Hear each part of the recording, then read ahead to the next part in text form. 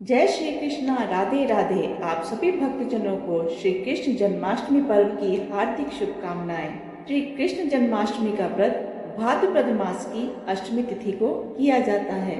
भगवान श्री कृष्ण जी का जन्म भाद्रपद मास के कृष्ण पक्ष की अष्टमी को रोहिणी नक्षत्र में बुधवार के दिन अर्धरात्रि के समय वृष के चंद्रमा में हुआ था।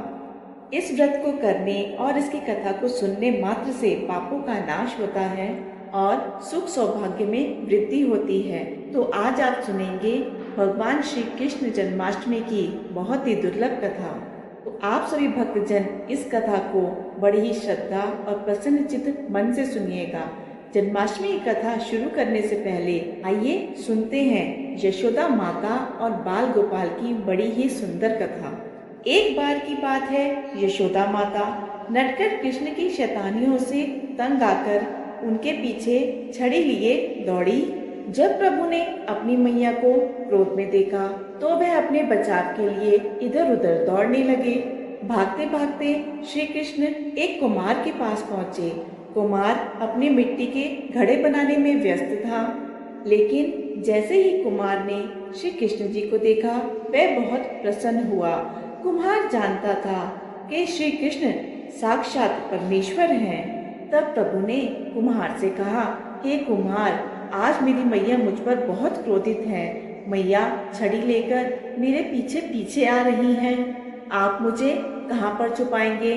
तब कुम्हार ने श्री कृष्ण जी को एक बड़े से मटके के पीछे छुपा दिया। कुछ ही क्षणों में माता यशोदा भी वहां पर पहुंच गई और कुम्हार से पूछने लगी, क्यों रे कुम्हार, तूने मेरे नटखट कृष्णा को कहीं देखा है क्या? कुम्हार ने यह कह दिया कि नहीं माता, मैंने आपके नटखट गोपाल को कहीं नहीं देखा है। वहीं श्री कृष्ण जी वहां मटके के पीछे छुपे छुपे ये सारी बातें सुन रहे थे। ऐसा सुनकर मैया वहां से चली गई। मैया के जाने के बाद श्री कृष्ण ने कुम्हार से कहा, हे कुम्हार, अब मैया चली गई हैं, अब तुम मुझे इस घड़े से बाहर निकालो। कुम्हार बोला, ऐसा नहीं है प्रभु, पहले आप मुझे 84 लाख योनियों के बंधन से मुक्त होने का वचन दीजिए, तभी मैं आपको बाहर निकालूंगा। प्रभु बोले, ठीक है, मैं तुम्हें यह वचन देता हूँ कि तुम 84 लाख योनियों से मुक्त हो जाओगे। अब तो तुम मुझे बाहर निकालो।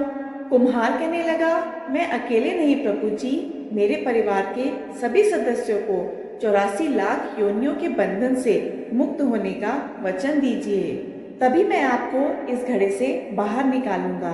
तो प्रभु जी कहने लगे, ठीक है, मैं उनको भी 84,000 योनियों के बंधन से मुक्त होने का वचन देता हूँ। अब तो तुम मुझे इस घड़े से बाहर निकालो।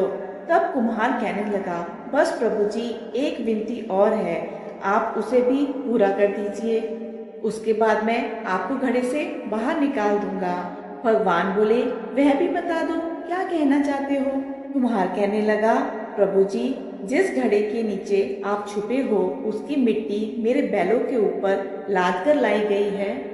मेरे इन बैलों को भी 84,000 योनियों के बंधन से मुक्त होने का वचन दो। कुम्हार के प्रेम पर प्रसन्न होकर उन बैलों को भी 84 के बंधन से मुक्त होने का वचन दिया। प्रभु बोले, अब तो तुम्हारी सब इच्छा पूरी हो गई है, अब तो तुम मुझे घड़े से बाहर निकाल दो। कुम्हार कहता है, अभी नहीं भगवान, बस एक और अंतिम इच्छा है, आप उसे भी पूरा कर दीजिए। वह यह है कि जो भी प्राणी हम दोनों के बीच के संवाद को सुनेगा, आप उसे भी इन योनियों के बंधन से मुक्त करोगे। बस यह वचन दे दो, तब मैं आपको इस घड़े से बाहर निकाल दूंगा। कुम्हार की प्रेम भरी बातों को सुनकर श्री कृष्ण भगवान बहुत प्रसन्न हुए और कुम्हार की इस इच्छा को भी पूरा करने का वचन दिया।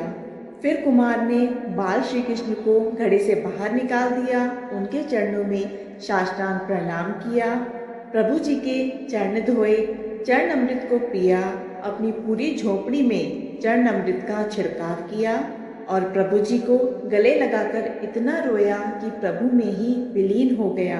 तो बाल श्री कृष्ण जी 7 कोस लंबे चौड़े गोवर्धन को अपनी एक उंगली से उठा सकते हैं। क्या वह एक घड़े को नहीं उठा सकते थे? कोई बिना प्रेम के कितना भी यज्ञ करे, कितना भी दान करे, चाहे कितनी भी भक्ति करे, जब तक मन में प्राणी मात्र के लिए प्रेम नहीं होगा, प्रभु श्री कृष्ण जी मिल नहीं सकते। इसलिए श्री कृष्ण भगवान की जय। प्रिय भक्तों, अब सुनते हैं श्री कृष्ण जन्माष्टमी की व्रत कथा। द्वापर युग में जब पृथ्वी पाप और अत्याचारों से दबने लगी, तब पृथ्वी गौ माता का रूप बनाकर सृष्टिकर्ता विधाता ब्रह्मा जी के पास गई। सभी देवता ब्रह्मा जी के पास गए और ब्रह्मा जी को पृथ्वी की दुखांत कथा सुनाई। वहां उपस्थित सभी देवताओं ने निर्णय किया कि इस समस्या के समाधान के लिए भगवान विष्णु के पास जाएंगे और सभी लोग पृथ्वी को साथ लेकर क्षीर सागर में भगवान विष्णु जी के पास पहुँचे। वहाँ विष्णु जी क्षीर शैया पर शयन कर रहे थे। सभी देवतागण हाथ जोड़कर भगवान विष्णु की स्तुति करने लगे। स्तुति करने से भगवान विष्णु जी की निद्रा भंग हुई। तब विष्णु जी ने सबके वहां आने का कारण पूछा। तब पृथ्वी बोली, हे प्रभु, संपूर्ण भूमंडल पाप और अत्याचारों से घिर गया है और पृथ्वी इस पाप और अत्याचार के भार से दबने लगी है। कृपा करके इस संकट का निवारण कीजिए।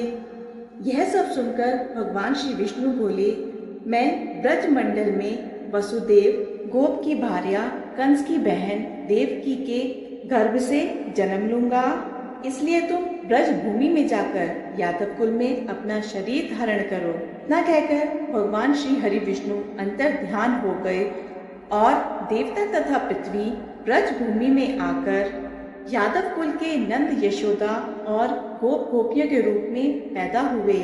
इसके बाद कुछ दिन ऐसे ही व्यतीत हो गए। वसुदेव नवविवाहित देवकी तथा साले कंस के साथ गोकुल में जा रहे थे। तभी एक आकाशवाणी हुई, हे कंस, जिसको तू अपनी बहन समझकर अपने साथ लेकर जा रहा है, उसके गर्भ से उत्पन्न होने वाला 8वां पुत्र तेरी मृत्यु का कारण बनेगा। इतना सुनते ही कंस तलवार उठाकर देवकी को मारने के लिए दौड़ा। तब वसुदेव ने कहा, कंस, यह बेकसूर है और बेकसूर स्त्री को मारना उचित नहीं है। इसलिए देवकी के गर्भ से जब भी पुत्र का जन्म होगा, मैं पैदा होते ही आपको अपनी संतान दे दूंगा, तो आपको कौन मारेगा। कंस ने उनकी बात मान ली और वसुदेव तथा देवकी को ले जाकर कारागार में बंद कर दिया।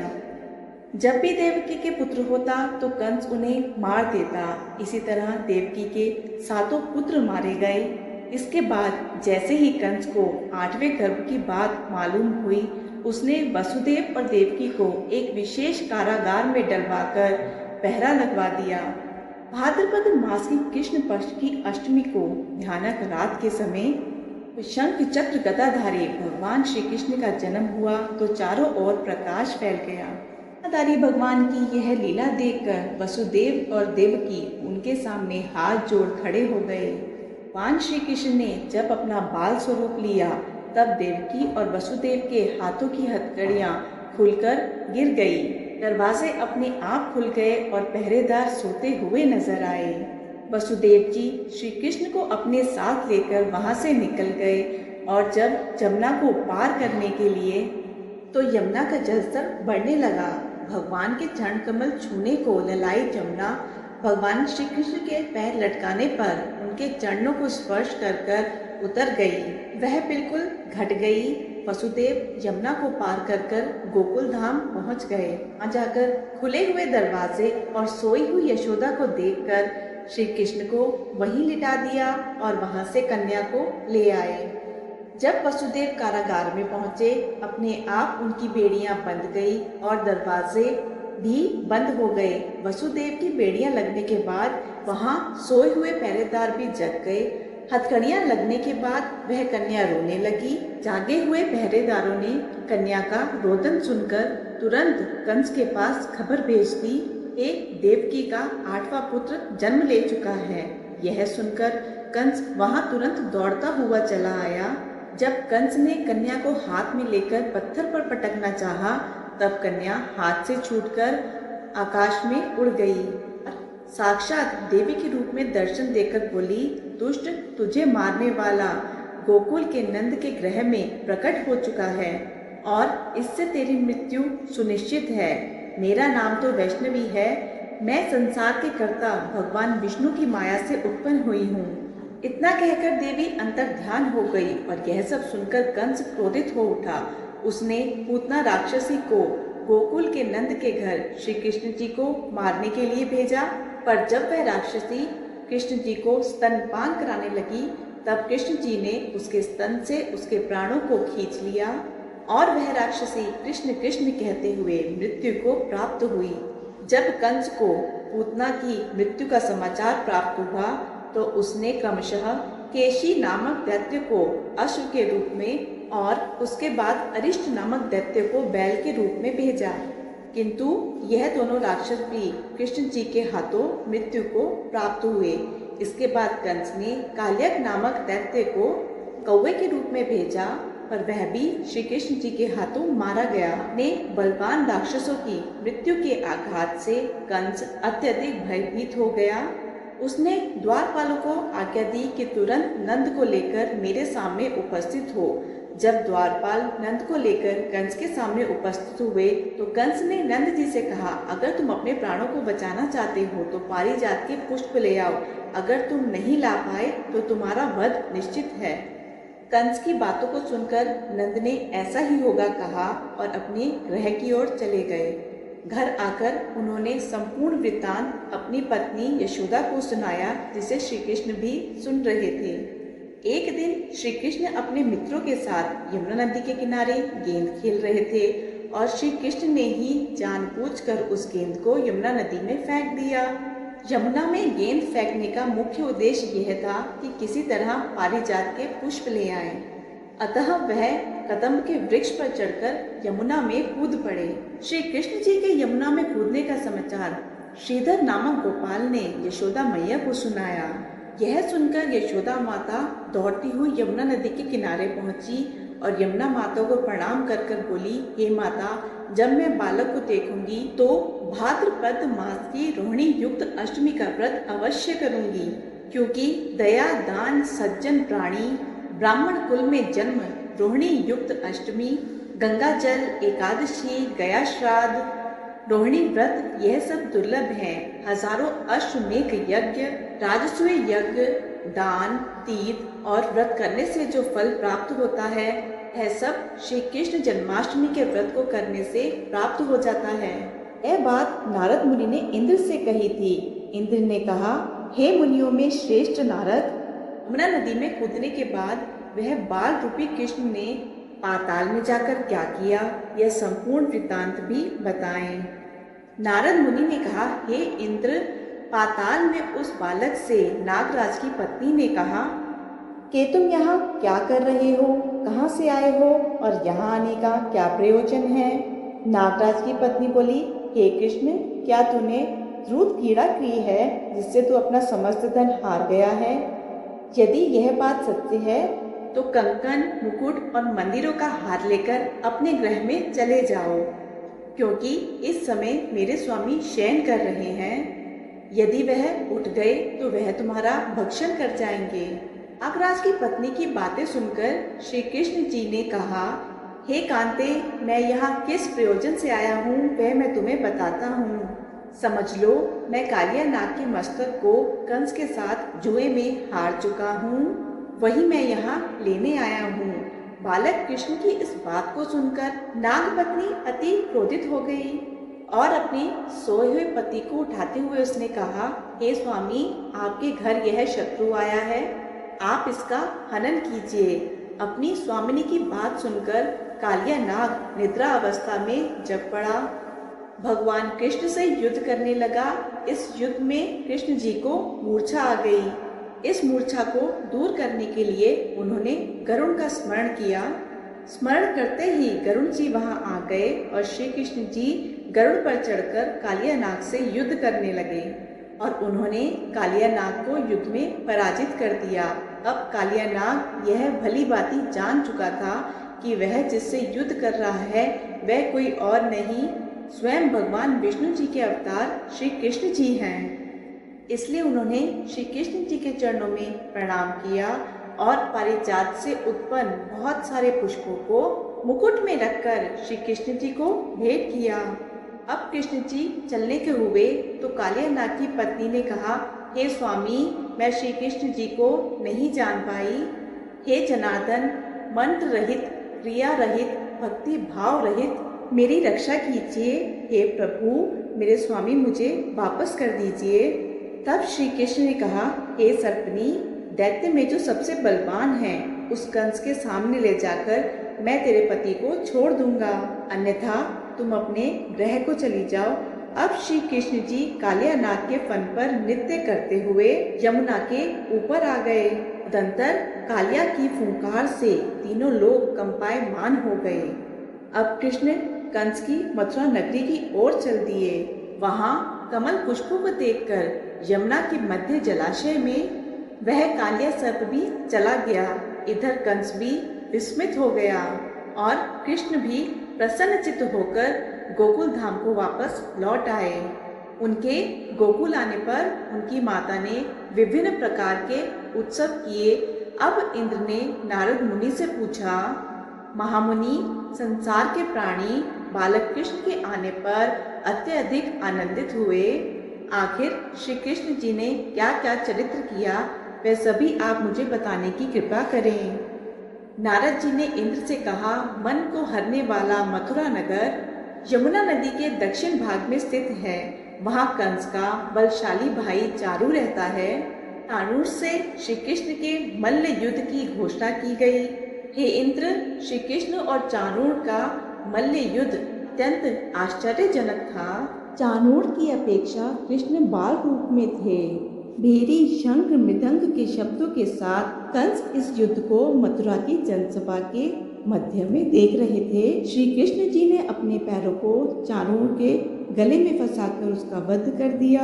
चाणूर की मृत्यु के बाद उनका मल्ल युद्ध केशी के साथ हुआ और केशी भी श्री कृष्ण के हाथों मारा गया। केशी की मृत्यु के उपरांत मल्ल युद्ध देख रहे सभी प्राणी श्री कृष्ण की जय जयकार करने लगे। बालक कृष्ण के हाथों चाणूर और केशी का वध होना कंस के लिए अत्यंत हृदय विदारक था। अतः उसने सैनिकों को बुलाकर ये आज्ञा दी कि तुम सब अस्त्र शस्त्र से सुसज्जित होकर कृष्ण का वध कर दो। हे इंद्र, इसी समय श्री कृष्ण जी ने गरुड़, बलराम और सुदर्शन चक्र का स्मरण किया, जिसके परिणाम स्वरूप बलदेव जी गरुड़ पर आरूढ़ होकर सुदर्शन चक्र लेकर आए। उन्हें आता देखकर बालक श्री कृष्ण ने सदैव सुदर्शन चक्र लेकर गरुड़ की पीठ पर बैठकर ना जाने कितने दैत्यों का वध कर दिया। कितनों के शरीर अंग भंग हो गए। इस युद्ध में श्री कृष्ण और बलदेव ने कितने ही दैत्यों का वध कर दिया। बलदेव जी ने अपने हल से और श्री कृष्ण जी ने अपने सुदर्शन से। जब अंत में केवल दुराचारी कंस बच गया, तब श्री कृष्ण जी ने कहा, हे दुष्ट, अधर्मी, दुराचारी, अब मैं इस महायुद्ध स्थल पर तुझसे युद्ध करके तेरा वध करके इस संसार को तुझसे मुक्त करूंगा। इतना कहकर श्री कृष्ण जी ने उसके केशों को पकड़ लिया और कंस को पृथ्वी पर घुमाकर पटक दिया, जिससे वह मृत्यु को प्राप्त हुआ। कंस के मरने पर देवताओं ने शंख, घोष और पुष्प वर्षा करी और वहां उपस्थित समुदाय श्री कृष्ण जी की जय जयकार कर रहा था। कंस की मृत्यु पर नंद बाबा, देवकी माता, वसुदेव जी, यशोदा माता और इस संसार के सभी प्राणियों ने हर्ष पर्व मनाया। इस प्रकार से श्री कृष्ण जन्माष्टमी की पावन कथा का यही समापन हुआ। बोलिए श्री कृष्ण भगवान की जय। बोलिए श्री राधा कृष्ण की जय। बोलिए श्री वासुदेव और देवकी की जय। बोलिए नंद बाबा की जय। बोलिए यशोदा मैया की जय। बोलिए श्री बलदेव जी की जय। जय जय श्री राधे कृष्णा। यह थी आज की श्री कृष्ण जन्माष्टमी की पावन कथा। आशा है आपको ये कथा पसंद आई होगी। कथा पसंद आई हो तो कथा को लाइक शेयर करके कमेंट बॉक्स में जय श्री कृष्ण जरूर लिखिएगा। धन्यवाद।